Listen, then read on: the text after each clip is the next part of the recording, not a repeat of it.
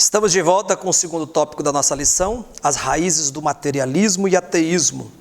E o primeiro subtópico deste tópico é a consequência do pecado. Então nós percebemos que, se tratando de tudo aquilo, e sem exceção, tudo aquilo que não está dentro do projeto de Deus, a sua raiz para o ser humano, e que entrou aí no coração do ser humano, ela tem um nascimento, ela tem uma origem. E no livro de Gênesis nós percebemos, em especial no capítulo 3, a quebra da aliança, do compromisso, de uma ordem dada por Deus e, consequentemente, pela desobediência de um só homem, de Adão, toda a raça humana foi comprometida por causa do pecado. Então, a consequência do pecado, biblicamente, o ateísmo é uma consequência da queda. Com a entrada do pecado no mundo, entra também a incredulidade, entra a rejeição, e tudo isso vem tomando conta do ser humano, que chega ao ponto que vocês percebem que o Senhor fala a um homem que achou graça diante dos olhos de Deus, chamado Noé, diz, o coração do homem, ele diz, ele se encheu de iniquidade, todas as suas motivações e intenção já estão com a taça cheia diante de mim, vou dar um fim nessa raça. E percebemos aqui que Paulo, ele destaca que tudo aquilo que foi criado, tudo aquilo que foi formado, tudo aquilo que a gente vê, e o salmista colabora com a informação que Paulo trata, no Salmo de número 19, ele vai dizer que os céus proclamam a glória de Deus, e lá naquele texto, no Salmo 19, vai dizer que um dia faz discurso a outro dia sobre a grandeza, o poder criador desse Deus.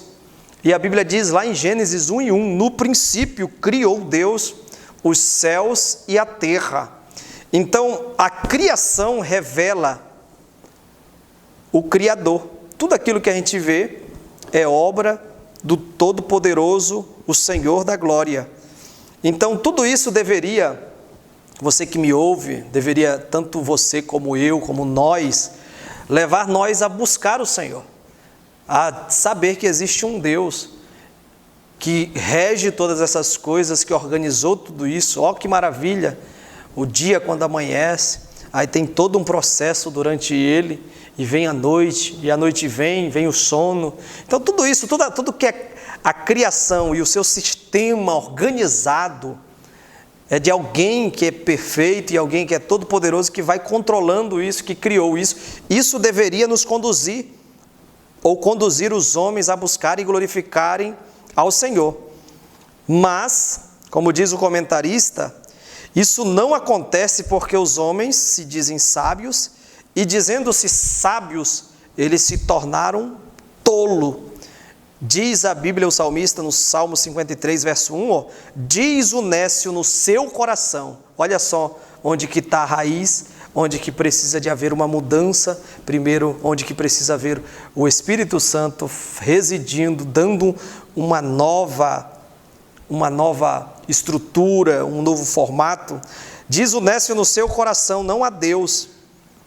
Um coração tão endurecido pelo engano do pecado, que é a raiz desse mal, desse distanciamento, dessas crenças que vêm, todas essas, inclusive o materialismo, o ateísmo, ele é resultado de um coração endurecido pelo engano do pecado e a causa de todo o mal que há na vida do homem, Inclusive o egoísmo, o materialismo, o ateísmo. Tudo isso encheu o coração, encheu a mente, encheu o homem interior. E como Jesus declarou, que não é o que entra no coração, não é o que entra pela boca como alimentos que contaminam o homem, mas é o que sai.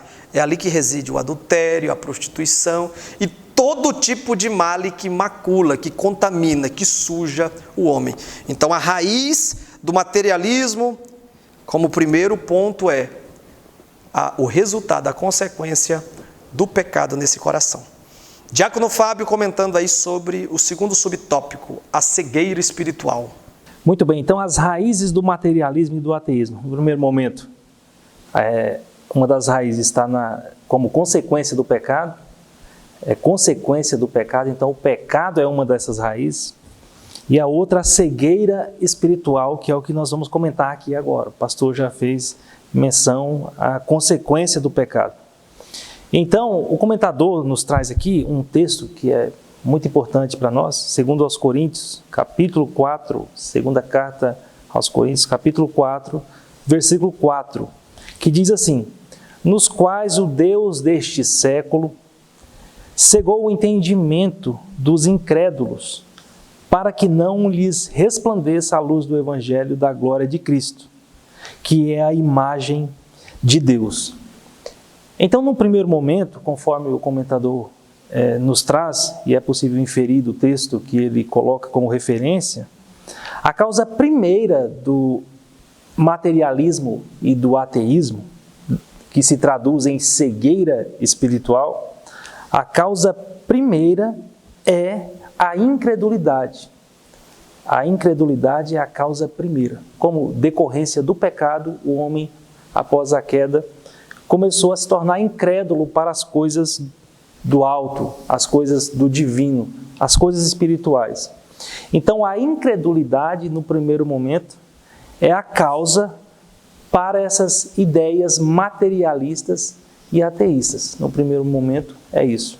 Num segundo momento, é a cegueira promovida pelo príncipe desses séculos, pelo Deus deste século, né?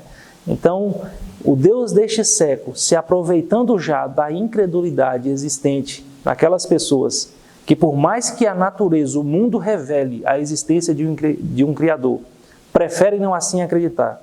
Por mais que a Bíblia Sagrada revele a existência de um Criador, por mais que o ar que nós respiramos revele a existência de um Criador.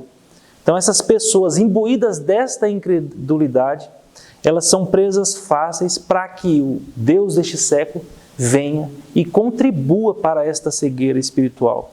Então, nós podemos dizer aqui que essa cegueira ela é promovida, no primeiro momento, pela incredulidade, conforme nós podemos depreender segundo aos Coríntios, capítulo 4, versículo 4. E, num segundo momento, ela é intensificada, essa cegueira, pela a promoção da cegueira promovida pelo Deus deste século. Veja como que é interessante e sutil, meus irmãos, porque alguém poderia dizer, não, mas nós vivemos sim, o materialismo existe, ele está aí, mas qual o mal disso, né? Olha, quando nós pensamos que a vida se resume ao material, somente à matéria, e desconsideramos o mundo espiritual, muitas das bases da fé cristã, elas caem por terra se nós pensamos nesse sentido. Porque a nossa esperança, isso quem disse foi o próprio Cristo e foi parafraseado pelos seus apóstolos nas cartas. A nossa esperança não é aqui. A nossa esperança ela é no porvir. E este porvir ele é garantido por um ser essencialmente espiritual. Deus é espírito, né? Então, se nós desconsideramos a existência da parte espiritual, de uma realidade espiritual, e tudo se resume à matéria, isso significa que morreu, acabou. É essa famosa frase, morreu, acabou. Nós não acreditamos em Deus e por isso vivemos uma vida totalmente materialista, pensando que morreu, acabou. Então, a nossa esperança é vã e não faz sentido algum a fé cristã. Mas nós sabemos que a fé cristã faz sentido sim, porque na Bíblia Sagrada Deus se revelou para nós, nas coisas que foram criadas igualmente, Ele também se revelou para nós.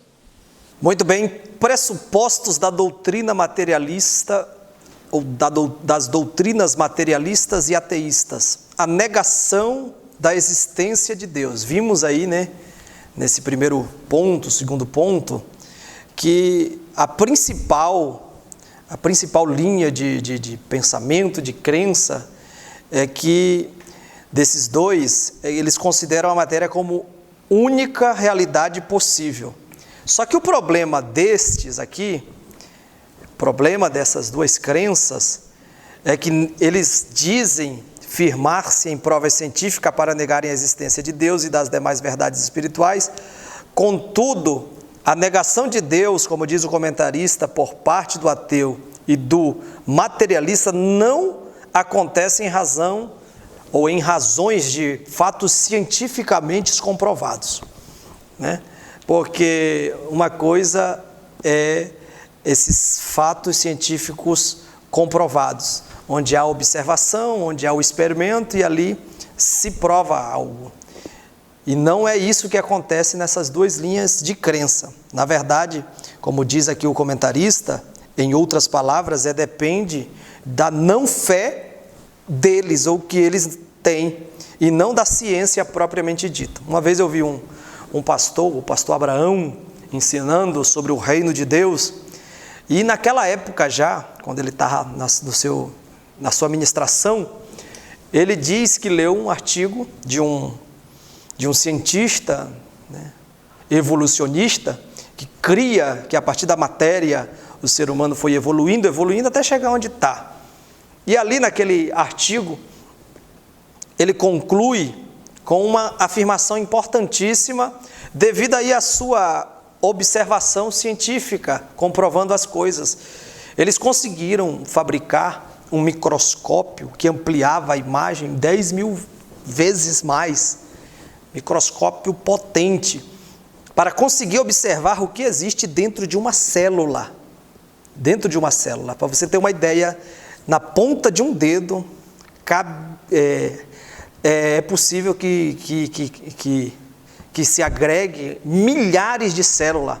E eles conseguiram criar esse microscópio, segundo o pastor Abraão, nesse livro, que ampliava e via o que tinha dentro de cada uma dessas células. E o que eles viram não foi algo para eles soltarem foguete, não foi algo para eles comemorarem, mas o que eles viram em cada célula que eles analisaram era que outras células iam, como máquinas, se reproduzindo. Isso, no entendimento humano, é muito complexo, imagina só, é muito complexo. E aí aquele cientista concluiu o seu livro dizendo: a vida humana só pode ter sido planejada. Então a sua teoria, ele não deu glória a Deus porque não era crente, mas devido a esse fato científico. Então essa negação da existência de Deus, se fosse coerente, né, fosse um pouquinho mais, né, cautelosos, coerente com aquilo que tem de ferramenta hoje, eles poderiam comprovar que Deus é uma realidade presente em cada canto do mundo, inclusive no ser humano tão complexo do jeito que ele é. Se ele lesse o Salmo 139, eles já saberiam ali, de forma assim bem detalhada e minuciosa, que foi Deus que nos criou. Mas tudo bem, então, a negação da existência de Deus é pela não fé, e não propriamente pela ciência, para tentar provar que Deus não existe, uma vez que ele se manifestou claramente. Deus não está longe de cada um de nós, como Paulo propriamente declarou em Atos, capítulo 17, versículo de número 17. Então, nós como cristãos que cremos nesse Deus Todo-Poderoso, precisamos atentar e rejeitar tudo aquilo que a palavra de Deus rejeita e que contraria o princípio do Criador dos céus e da terra. Fábio Júnior, depois do nosso intervalo, vai entrar aí na negação de que o homem é um ser singular. Tá bom? Fique conosco, não saia daí. Compartilhe aí, vai compartilhando esse link.